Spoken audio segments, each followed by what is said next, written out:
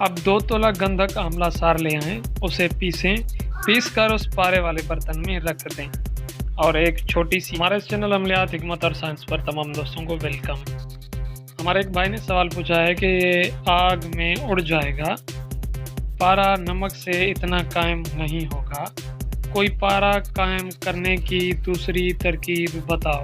मेरे भाई, पारा कायम करने के हवाले से हमारे चैनल पर काफ़ी सारी वीडियोस मौजूद हैं जिनमें हमने अपने आजमूदा फार्मूले आपको बताए हैं और काफ़ी सारे आसान फार्मूले हैं जिनसे पारा कायम हो जाता है। मज़ीद आज एक और तरकीब जो है आप दोस्तों के साथ शेयर करने जा रहे हैं। उम्मीद है कि आपको पसंद आएगी। वीडियो शुरू करने से पहले आप दोस्तों से गुजारिश है कि हमारे इस चैनल को सब्सक्राइब कर दें, बेल आइकन को प्रेस कर दें ताकि हम जैसे ही अपनी अगली वीडियो अपलोड करें तो उसका नोटिफिकेशन सबसे पहले आपको मिले। तो चलिए फार्मूला शुरू करते हैं।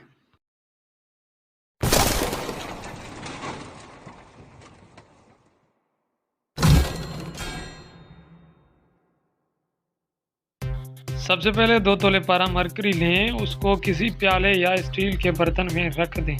उस बर्तन में 3 तोला तेज़ाब शोरिया डाल दें। 4 मिनट तक पारा और तेज़ाब आपस में मिले रहें।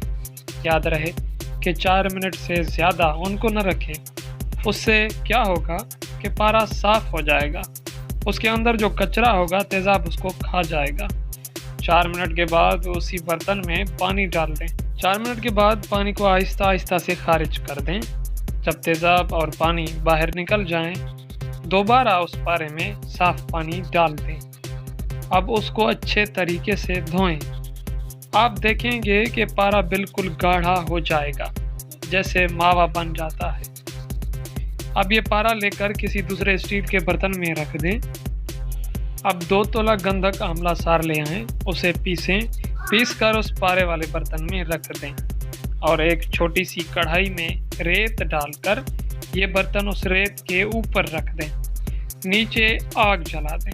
आग मुसलसल 48 घंटे तक जलती रहे। इस दौरान गंधक उड़ जाएगी। आपका पारा 2 तोले नीचे बैठा होगा।